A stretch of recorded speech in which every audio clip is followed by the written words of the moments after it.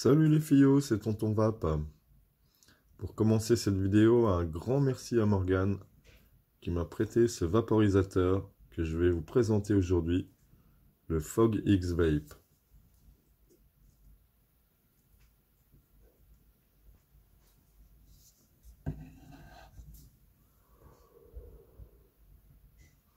Allez, c'est parti!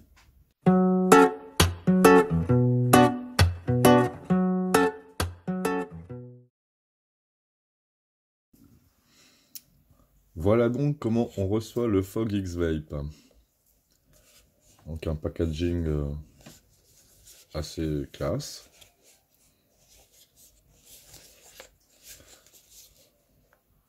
En arrière, on va retrouver le numéro de série.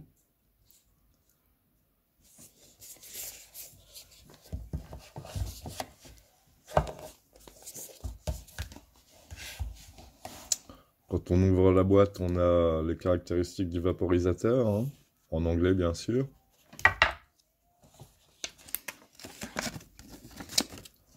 À l'intérieur, on a un manuel, toujours en anglais, du vaporisateur. Voilà, avec toutes les instructions nécessaires à son utilisation. On a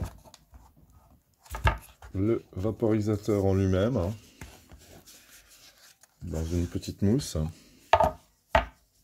Voilà, donc vaporisateur qui tient dans la main, hein.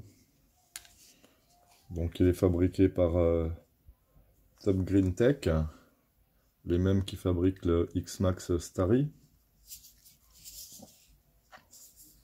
Voilà, il y a un port micro USB pour la charge, bien sûr, avec au-dessus un indicateur de charge.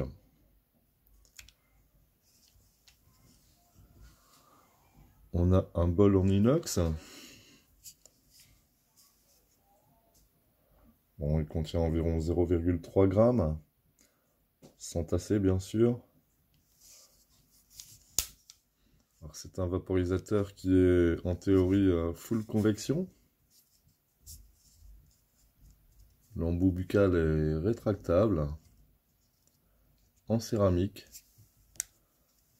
très agréable en bouche. Alors, une de ses grosses qualités en théorie, c'est qu'il a une chauffe ultra rapide, hein. En moins de 40 secondes, on atteint la température demandée. Il est donné pour une autonomie de 45 minutes à 1 heure, mais à ma grande surprise, j'ai réussi à faire 17 sessions de 4 minutes avec une batterie entièrement chargée.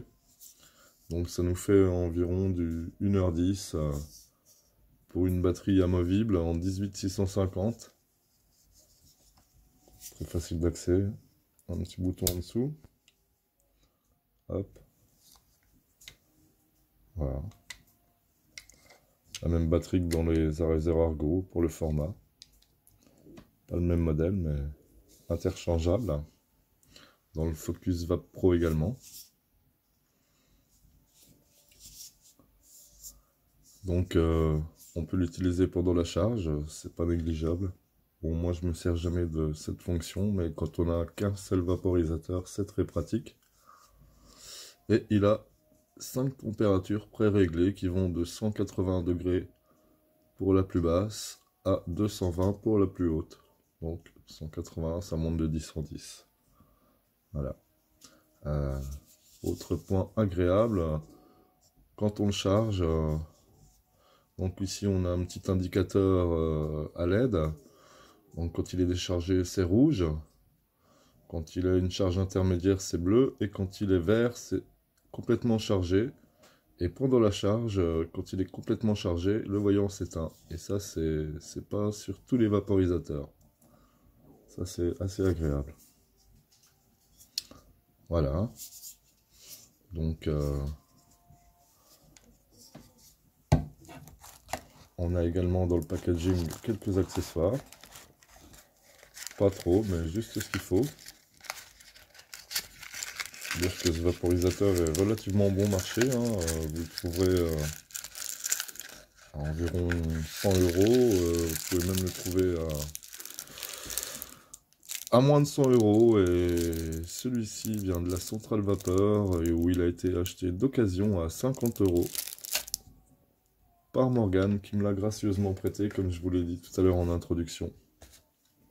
Donc voilà, donc côté accessoires, on n'a pas le chargeur complet, mais on a un câble USB, comme dans beaucoup de vaporisateurs maintenant. Ah, bon, chose qui est restée coincée. Voilà, donc en accessoire, on a un liquide pad, parce qu'on peut également utiliser ce vaporisateur avec des concentrés. On a deux petits joints pour l'embout buccal, et on a un petit outil de nettoyage, on va dire.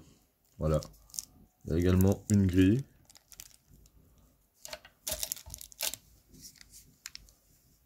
Une grille que l'on trouve à l'intérieur du chemin de vapeur. Côté outils, on a une brosse de nettoyage, un touilleur d'abord et une pince à épiler. Assez sympa. Donc voilà, hein. Moi, je trouve que il n'y a pas grand chose, mais ça suffit.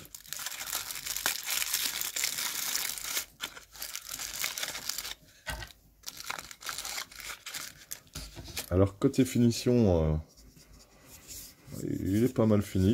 Il est en alu brossé avec un bol en inox et une mauve-piece en céramique. La batterie amovible, c'est pas mal. Pour charger le bol, c'est un peu le même système que sur les DaVinci.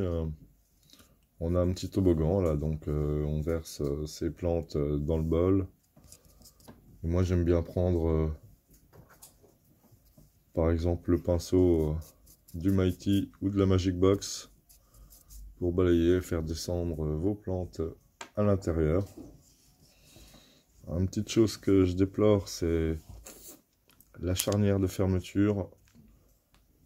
Je la sens un peu fragile et avec pas mal de jeu, alors que le vaporisateur est quand même récent et n'a pas servi des millions de fois encore. Voilà. Donc les petites grilles dont je vous parlais, elles sont ici, sous l'embout buccal. Alors elles sont maintenues par une partie en...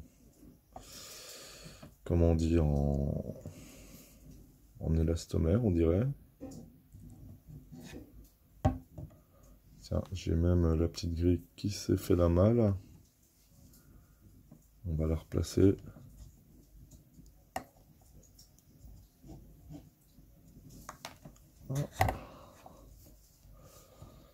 C'est quelque chose que j'avais encore jamais démonté. Je sais pas comment ça a fait pour partir.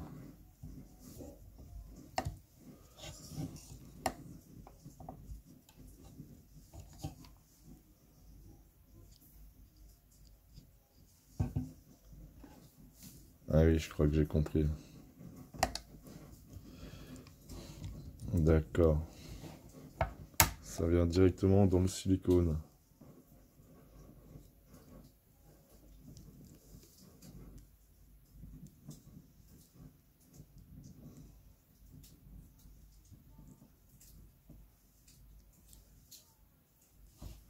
Voilà.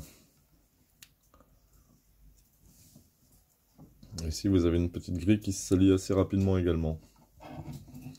Donc voilà. Alors, on n'est pas toujours fan du silicone. Après, on ne sent aucunement de goût de silicone quand on l'utilise. Donc voilà, bon, vous avez vu en même temps le chemin de vapeur, hein, qui n'est pas très complexe, hein. On passe directement du bol à l'embout buccal. Il n'y a pas de passage très complexe à l'intérieur du vaporisateur.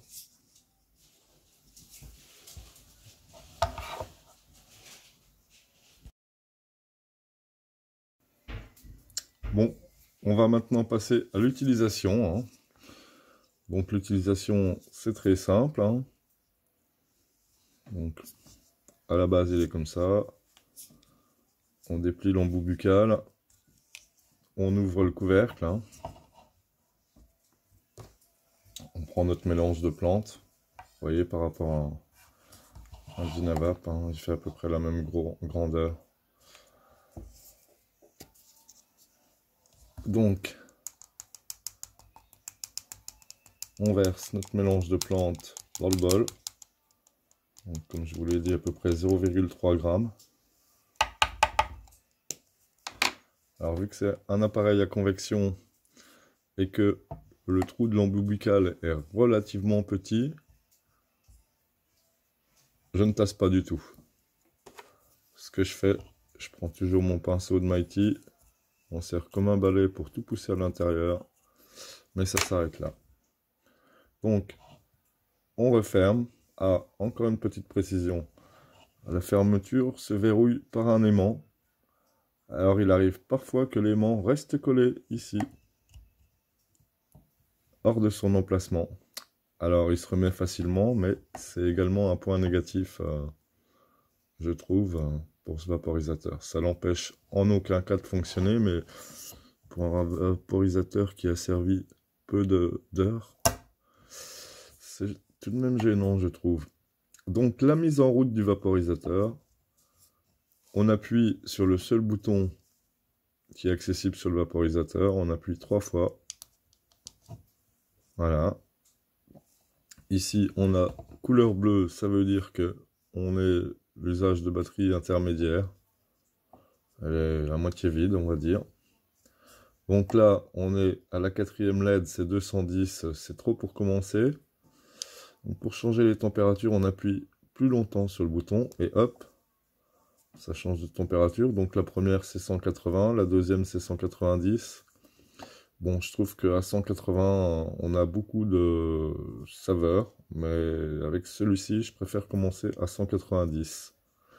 J'ai cru lire sur la toile que la température, il fallait compter environ 15 degrés de moins que ce qui est annoncé. C'est parce que c'est simplement la température au niveau de l'élément de chauffe et non pas au niveau du bol. Donc là, en théorie, on est à 190, voire 15 degrés de moins, donc on est peut-être à 175. Donc voilà. Alors, en théorie, les 3 petites LED s'éteignent, arrêtent de clignoter, pardon, quand on a atteint la température, mais moi, je n'ai jamais vu ces LED arrêter de clignoter, sauf quand le vaporisateur est éteint, bien sûr. Donc, en théorie également, il met 40 secondes à atteindre sa température demandée. Donc, normalement, on y est. Donc, c'est parti. Allez, première inhalation à 190 degrés, donc, selon la température annoncée sur le vaporisateur.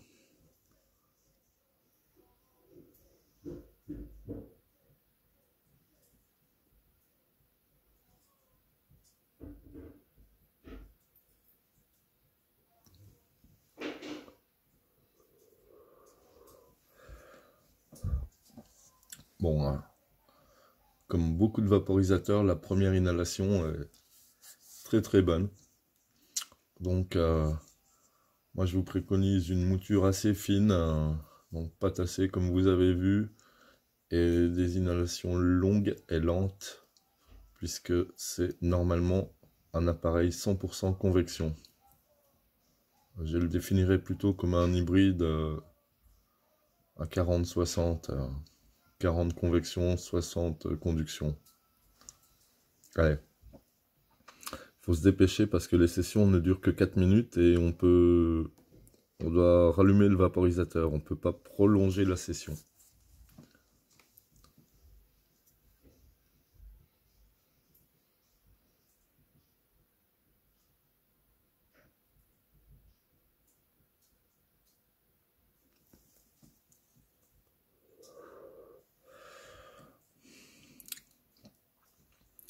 Voilà, il fait toujours une bonne petite vapeur. Toujours agréable. Moi, en général, je me fais 3 sessions de 4 minutes quand même. J'en commence une à 180, 190. Ensuite 190, 200 et 200, 210. Je vais pas à fond parce que on a vite quand même la sensation de brûler quand on dépasse les 200, 210, ce qui est normal.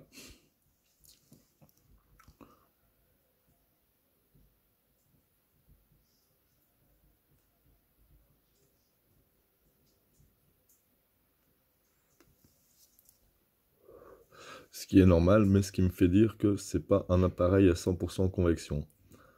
Car au-delà de 210, la VB est bien foncée quand même, hein. J'ai jamais ça dans mon Ghost. Allez, on va monter de 10 degrés, mais il va bientôt s'éteindre, je pense. Voilà, alors quand il s'éteint, pas de bip, on s'en rend compte quand on tire et qu'on sent plus rien.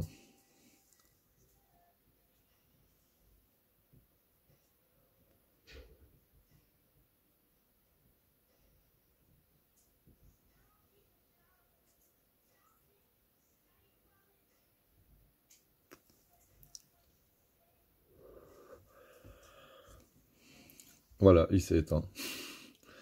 Donc pour le rallumer, c'est simple, hein. Pareil, 3 petits coups brefs.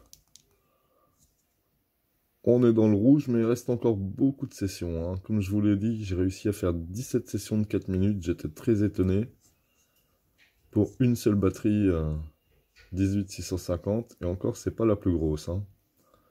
Donc, je suis étonné que par exemple, avec le Crafty Plus, on arrive à tirer avec une batterie équivalente seulement 30 à 40 minutes de vapeur. C'est un autre sujet. Allez, donc là on est dans la deuxième session, on est à 200 degrés, on va dire moins 15, on est entre 185 et 200. Allez, on inhale doucement.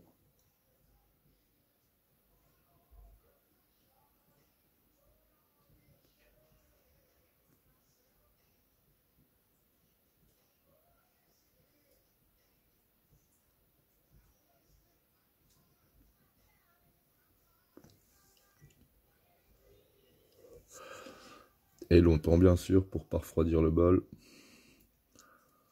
Longtemps et doucement. Donc voilà, honnêtement, la saveur est encore sympa, là. Malgré qu'on soit à 200 degrés, bon, bah, j'ai pas beaucoup tiré dessus, on a beaucoup discuté. Allez, je vais encore faire une inhalation à cette température avant de passer à 210 et d'en finir avec ce bol. Pour cette session, bien sûr, hein. Comme je vous dis, je fais plutôt 3 sessions de 4 minutes, mais on va pas faire une vidéo d'une demi-heure non plus, hein.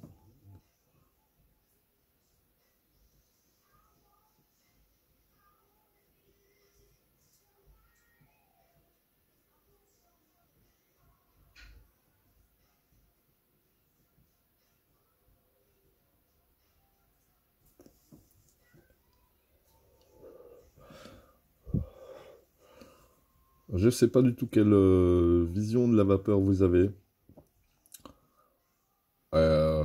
C'est quand même pas mal, moi je trouve. Toujours une sensation de fraîcheur. Alors, on est à 200, je vais passer à 210. Alors, certains disent que l'embout buccal est chaud. Moi, j'ai pas trouvé ni chaud ni gênant. Et le vaporisateur en lui-même est un petit peu chaud, mais pas super chaud. Je dirais même moins chaud que le Riser Argo. Allez, cette fois, on est à 210.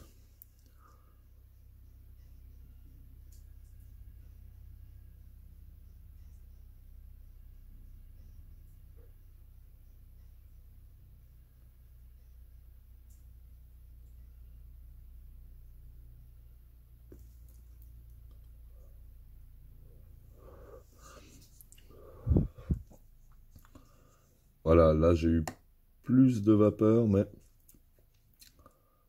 la saveur commence à se dégrader. Elle reste sympa. On sent ce qu'on vaporise, mais on n'est pas loin que ce soit un peu brûlé. Pas brûlé, mais la VB va être bien sombre.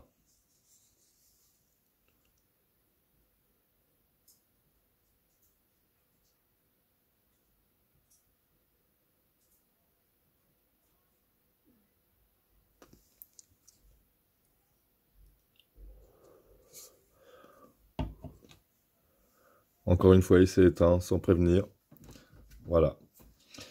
Donc, eh ben, après 2 sessions de 4 minutes, à moyenne température, on va dire, pour lui. On va regarder ce que donne la VB.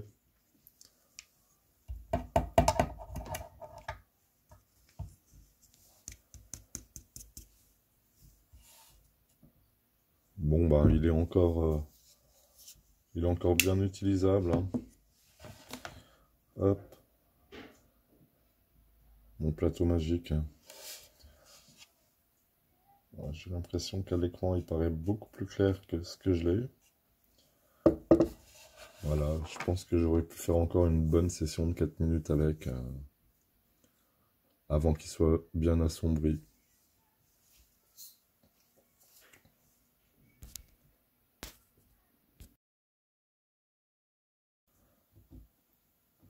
Donc pour conclure, j'en ai profité pour remettre les plantes dans le bol. Et oui, en ces temps difficiles. Donc pour conclure, on va lister les avantages et les inconvénients de ce vaporisateur et je vous donnerai mon avis dessus juste après. Donc pour moi, son principal avantage, hein, c'est son tarif, hein. Je vous dis, il est à 50 € d'occasion sur la centrale vapeur et je crois qu'ils le vendent aux alentours de 82 € en neuf. Alors moi je trouve que sa taille, c'est un avantage, hein. Il y a une taille parfaite pour la main, une bonne ergonomie. Son autonomie de 1h10, hein. Donc je suis allé à toutes les températures pour essayer, bien sûr, l'autonomie. Je n'ai pas fait que à basse température. La facilité d'emploi, hein, on ouvre le couvercle, on charge un seul bouton, assez intuitif.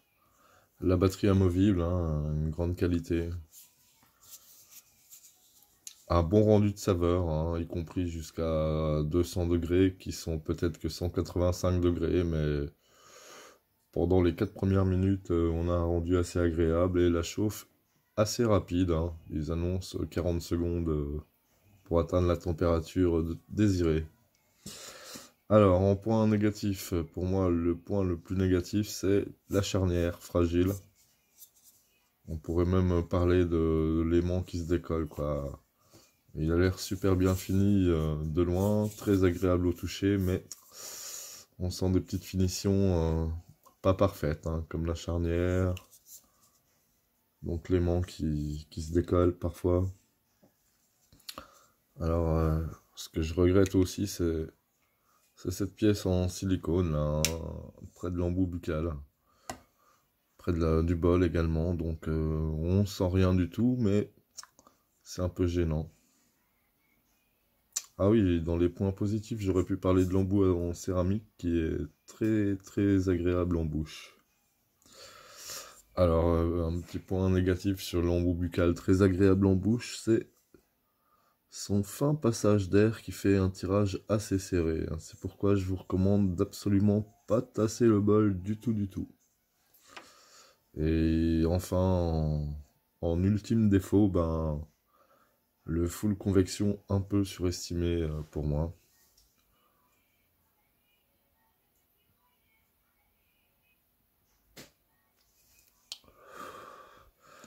Parce que oui, un full convection, pour moi, il chauffe un peu trop les plantes en fin de session à haute température, quoi, hein. Comme je vous ai dit, l'AVB est très sombre quand on dépasse les 200, 210, 220. On ne peut pas dépasser les 220, mais quand on y va. Après, c'est dommage de ne pas utiliser le 220 alors qu'il n'y a que 5 températures sur le vaporisateur. Donc moi, est-ce que c'est un vaporisateur que j'achèterais? Ben non, parce que je trouve que en full convection, ben, j'ai mieux avec le Ghost MV1. Et si on le considère comme un hybride, ben, je pense que j'ai également mieux avec le Mighty et le Riser Argo. Mais attention, hein, il est 2 fois moins cher que le Riser Argo et 3 à 4 fois moins cher que le Mighty. Donc je l'achèterai pas parce que j'ai déjà des vaporisateurs mieux mais plus chers. Mais je pourrais le conseiller à quelqu'un qui veut découvrir la vaporisation. Voilà. Parce que c'est quand même un bon vaporisateur d'entrée de gamme. Voilà. Si la personne avait un peu plus à mettre, je lui conseillerais plus un Arizer Argo. Mais pour les petits budgets, j'insiste encore une fois, hein, je leur fais pas de pub, je gagne rien. Mais à 50 € d'occasion sur la centrale vapeur, je serais où? Je l'achèterais demain. Si je voulais découvrir la vape et que j'avais pas tous mes vaporisateurs, bien sûr. Donc voilà, hein, je crois que je vous ai tout dit sur ce vaporisateur. Il est souvent vendu avec un petit bubbler. Probablement que je vous le présenterai dans une de mes prochaines vidéos. Voilà. Allez, les filles, c'est tout pour cette fois. Prenez soin de vous en ces temps rudes. Et je vous dis à bientôt. Bonne vaporisation. Et un like si ça vous a plu, bien sûr. Allez, à ciao, ciao.